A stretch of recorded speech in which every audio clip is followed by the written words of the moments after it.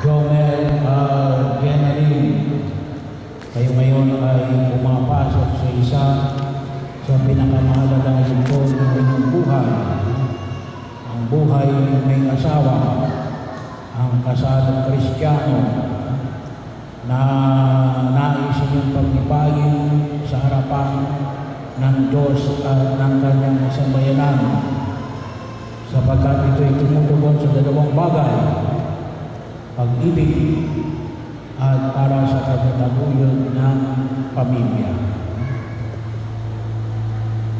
So bahagi ko na yan ay alam na ninyo. Kaya lamang, sabi nga natin, ang ating palaging hamon nito, sana huwag kayong mawala sa focus. Sana hindi kayo madala ng maraming distraction sa buhay. Kasi isa ho yan sa pamantayan ng demonyo na kayo ay guluhin, kayo ay mawala sa inyong linya, mawala kayo ng focus. Kaya napakahalaga po ilang mga bagay na kung saan nakita po natin, mga hindi naman maganda na halimbawa, ay mas maganda yung suot ng amay kaysa sa itakasal. Hindi dapat yun ang focus. Ano yung focus? Dapat yung itakasal. Kaya dapat, yun ang hindi mawala. Ang inyong focus. Ang inyong focus na magsasama habang buhay sa harapan ng Diyos.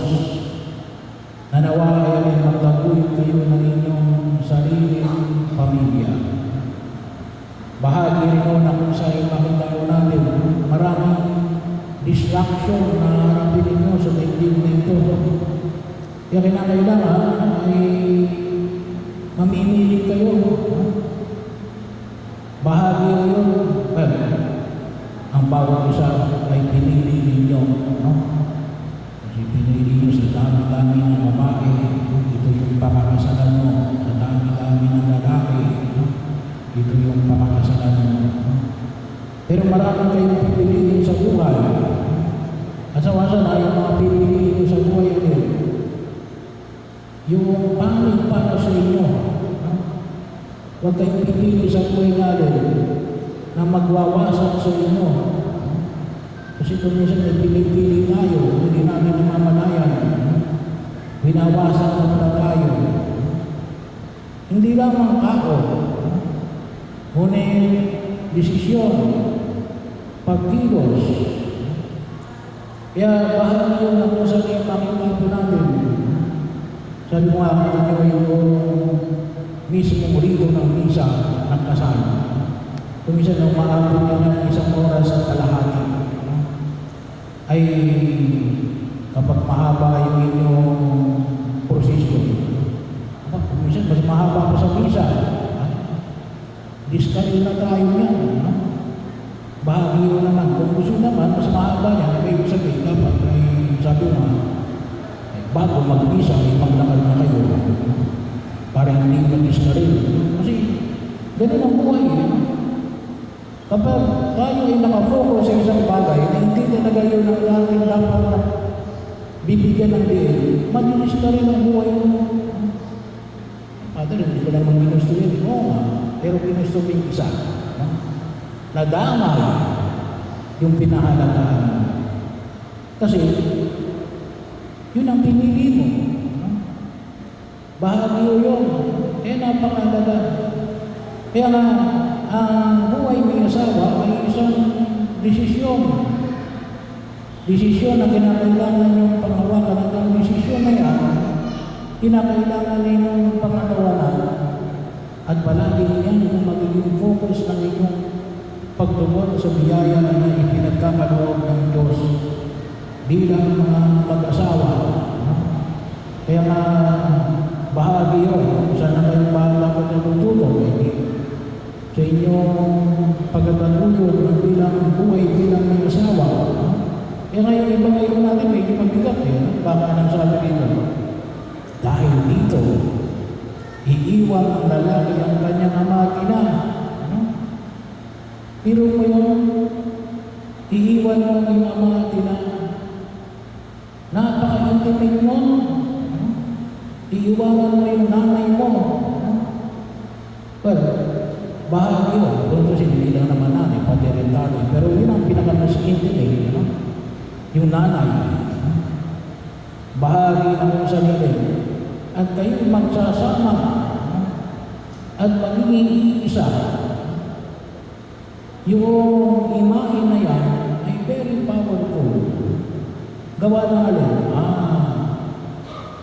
Kasi yan ibinibigay ng sakramento ng Diyos. Hindi sapagkat binabaliwala mo yung nanay mo, no? O yung ibang tao. No? Pero sa buhay ng may asawa ka, sino yung dapat na una? Asawa. Kasi kayo ay magiging isa. Kasi yan ang yan ang inyong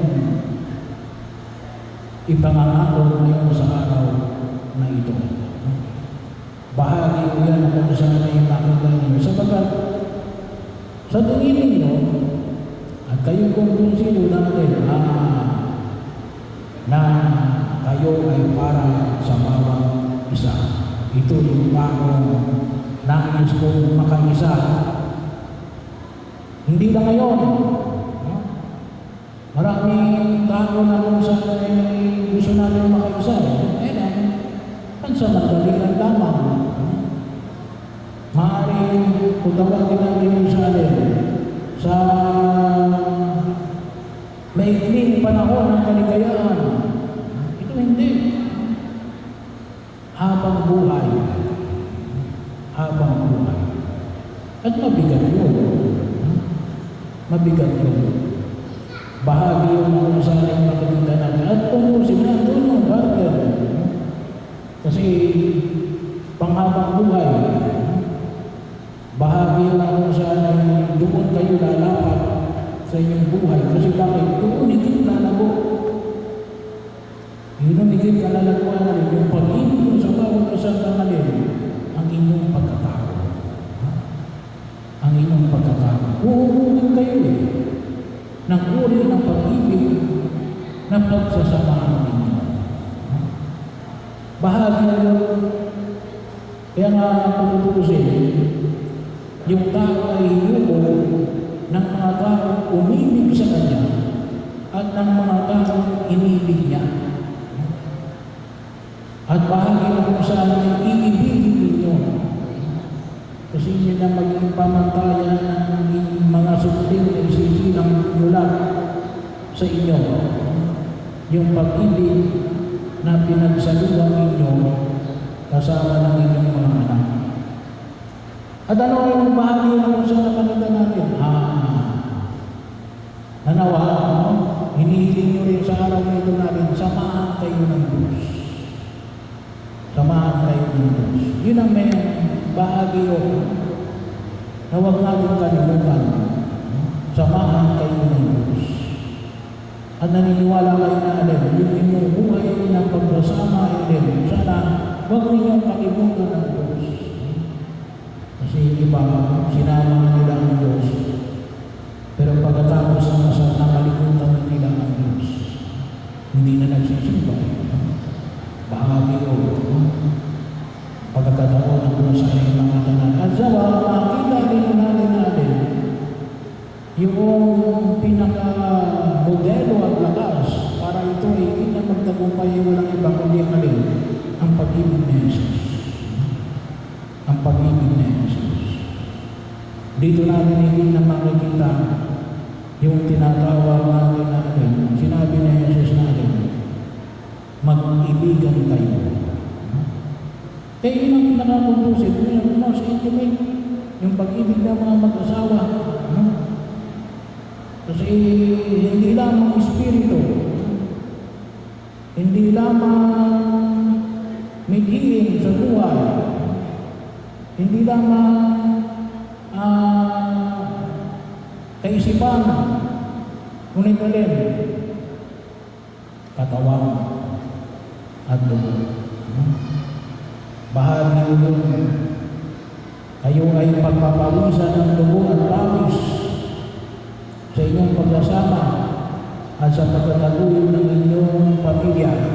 Pero huwag ninyong kalimutan ang Diyos na siyang unang bumuwis ng kanyang dugo at pawis upang higit namin pakinabangan ang kanyang walang pag-ibig na nais niyang higit na makita saan sa loob ng buhay ng asawa at ng pamilyang Kristiyano.